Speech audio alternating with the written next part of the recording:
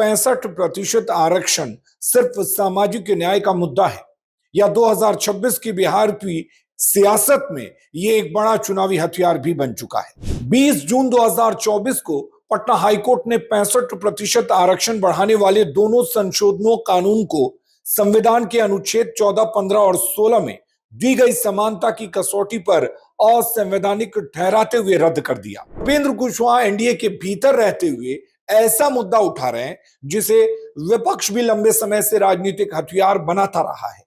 बिहार की राजनीति में आरक्षण का मुद्दा एक बार फिर गर्म है। एक तरफ आरक्षण के खिलाफ प्रदर्शन हो रहे हैं, दूसरी तरफ पिछड़े और अति पिछड़े वर्गों के आरक्षण को बढ़ाने की मांग फिर जोर पकड़ रही है। और इस बार इस बहस को हवा देने वाला चेहरा विपक्ष का नहीं बल्कि एनडीए का ही एक सहयोगी है, उपेंद्र कुशवाहा। कुशवाहा ने बिहार में 65% आरक्षण की व्यवस्था को लागू करने की मांग की है। उन्होंने कहा कि नीतीश कुमार की सरकार ने जातीय सर्वे के आंकड़ों के आधार पर आरक्षण का दायरा बढ़ाने का फैसला किया था, लेकिन मामला कोर्ट में जाकर रुक गया। अब उस काम को आगे बढ़ाने की जरूरत है और यहीं से बिहार की राजनीति में एक बड़ा सवाल खड़ा होता है कि क्या 65% आरक्षण सिर्फ सामाजिक न्याय का मुद्दा है या 2026 की बिहार की सियासत में यह एक बड़ा चुनावी हथियार भी बन चुका है। सवालों के जवाब जानने से पहले समझिए कि 65% आरक्षण का मामला है क्या। दरअसल इसकी शुरुआत बिहार के जातीय सर्वे से हुई। 2023 में बिहार सरकार ने जातीय सर्वे के आंकड़े जारी किए। इन आंकड़ों के बाद तत्कालीन महागठबंधन सरकार ने सरकारी नौकरियों और शैक्षणिक संस्थानों में आरक्षण की सीमा बढ़ाने का फैसला किया। पहले राज्य में एससी, एसटी, ईबीसी और ओबीसी के लिए कुल आरक्षण 50% था। 2023 में इसे बढ़ाकर 65% किया गया।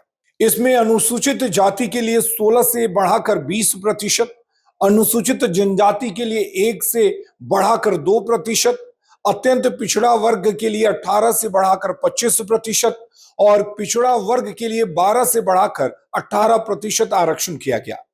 इसके ऊपर आर्थिक रूप से कमजोर सामान्य वर्ग यानी ईडब्ल्यूएस के लिए 10% आरक्षण अलग है। इस तरह कुल आरक्षण 75% तक पहुंचता है, लेकिन यही फैसला कानूनी चुनौती में फंस गया।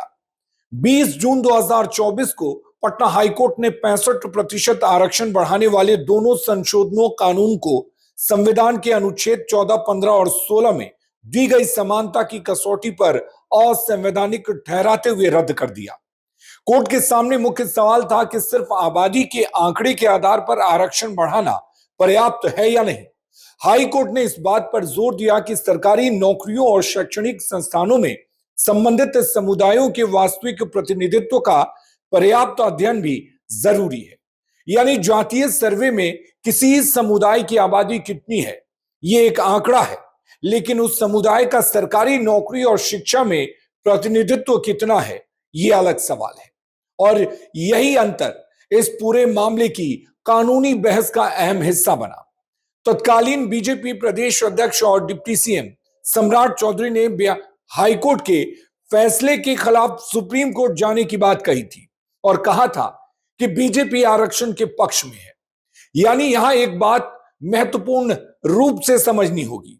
बीजेपी ने 65% आरक्षण के मूल राजनीतिक फैसले का विरोध नहीं किया था, बल्कि 2023 में भी सम्राट चौधरी ने आरक्षण बढ़ाने वाले विधेयक का समर्थन किया था और यहां तक कहा था कि जरूरत पड़े तो आरक्षण और बढ़ाने का भी समर्थन किया जा सकता है।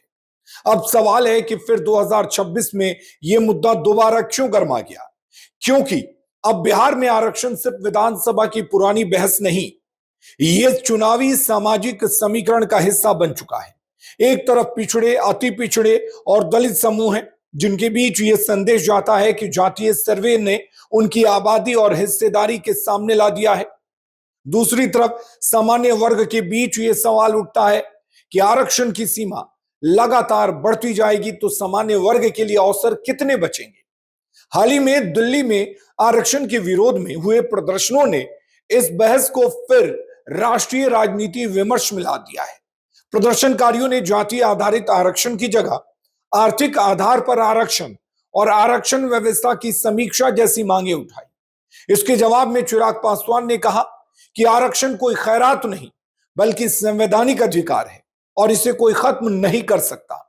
और इसी के बीच उपेंद्र कुशवाहा ने 65% आरक्षण लागू करने की मांग कर दी है। यानी एक ही एनडीए में आरक्षण को लेकर राजनीतिक प्राथमिकताओं की अलग अलग तस्वीर दिखाई देने लगी है। ये तो बात हुई एनडीए की, लेकिन यह भी जानना जरूरी है कि दूसरी पार्टियों का इसको लेकर क्या स्टैंड है। तो बात अगर आरजेडी की करें तो तेजस्वी यादव के लिए यह मुद्दा स्वाभाविक रूप से सामाजिक न्याय की राजनीति का केंद्रीय हिस्सा है।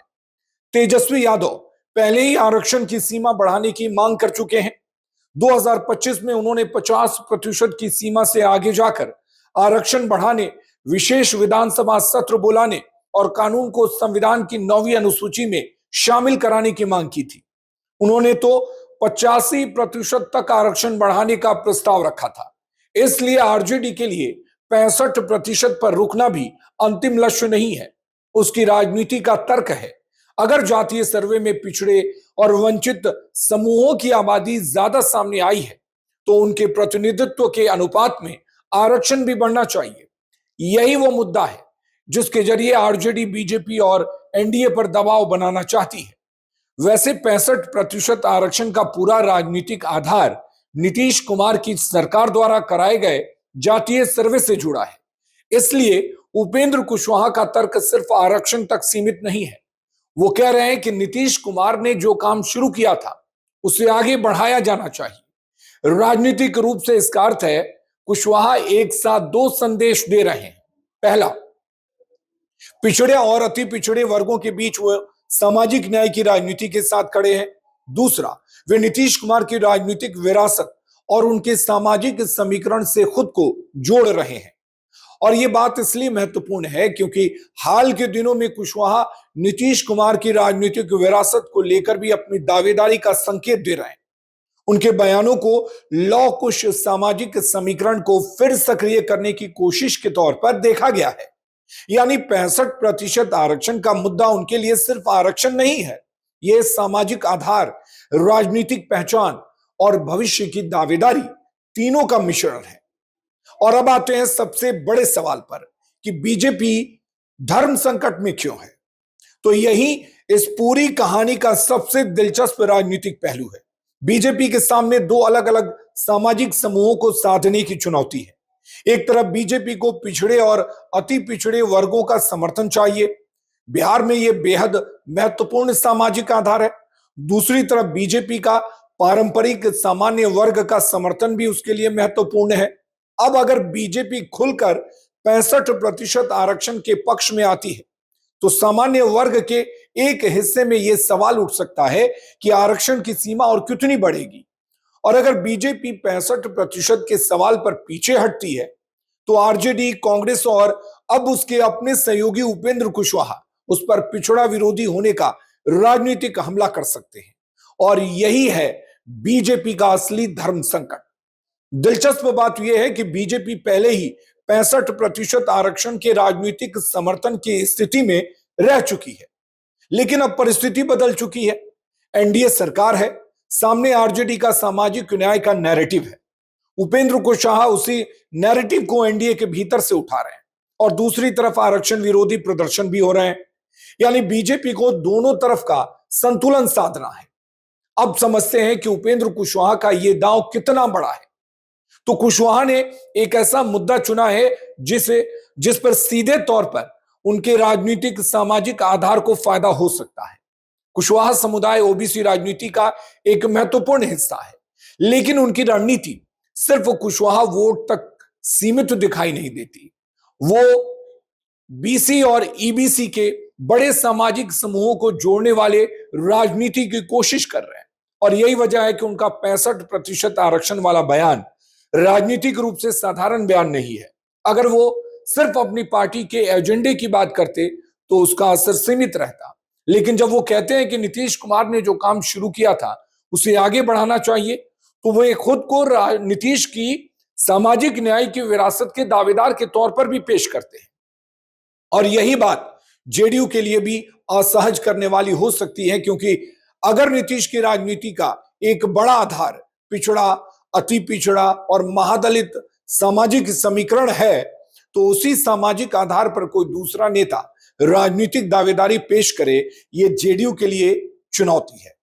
अगर इस पूरी राजनीति को एक लाइन में समझना हो तो लड़ाई सिर्फ 65% आरक्षण की नहीं है, बल्कि उस सामाजिक गठजोड़ की है जो बिहार की सत्ता तय करता है। आरजेडी चाहती है कि सामाजिक न्याय का एजेंडा उसके पक्ष में रहे। जेडीयू अपने पुराने पिछड़ा अति पिछड़ा आधार को सुरक्षित रखना चाहती है। बीजेपी उस सामाजिक आधार में अपनी हिस्सेदारी बढ़ाना चाहती है, लेकिन सामान्य वर्ग के समर्थन को भी खोना नहीं चाहती। चिराग पासवान आरक्षण को संवैधानिक अधिकार बताते हुए अपने दलित आधार के साथ खड़े हैं, और उपेंद्र कुशवाहा एनडीए के भीतर रहते हुए ऐसा मुद्दा उठा रहे हैं जिसे विपक्ष भी लंबे समय से राजनीतिक हथियार बनाता रहा है, और यही उनका सबसे बड़ा दांव है। ऐसे में बिहार में 65% आरक्षण की कहानी को केवल आरक्षण की संख्या से समझना गलत होगा। इसके पीछे 3 परतें हैं। पहली, जातीय सर्वे और प्रतिनिधित्व का सवाल। दूसरी, 50% की कानूनी सीमा और अदालत की आपत्तियां। और तीसरी, बिहार के चुनावी सामाजिक समीकरण की राजनीति। उपेंद्र कुशवाहा ने इसी तीसरे परत को सबसे ज्यादा सक्रिय किया है। उनका संदेश साफ है। नीतीश कुमार के दौर में जो सामाजिक न्याय का एजेंडा शुरू हुआ उसे आगे बढ़ाने की जरूरत है, लेकिन उनके इस दांव से बीजेपी के सामने मुश्किल यह है कि अगर वो समर्थन करती है तो सामान्य वर्ग की नाराजगी का जोखिम है, और अगर विरोध करती है तो पिछड़ा अति पिछड़ा राजनीति में विपक्ष और अपने ही सहयोगियों के हमले का। इसलिए आने वाले दिनों में 65% आरक्षण का सवाल सिर्फ कोर्ट और कानून का मामला नहीं रहेगा। यह सवाल यह भी तय करेगा कि बिहार में सामाजिक न्याय की राजनीति का अगला चेहरा कौन होगा। नीतीश कुमार की जेडीयू, तेजस्वी यादव की आरजेडी, बीजेपी या एनडीए, या फिर एनडीए के भीतर से अपनी अलग राजनीतिक जमीन तलाश रहे उपेंद्र कुशवाहा। और शायद यही वजह है कि 65% का आंकड़ा आज बिहार की राजनीति में सिर्फ 1% नहीं रह गया है। ये सत्ता के सामाजिक समीकरण का नया राजनीतिक संकेत बन गया है।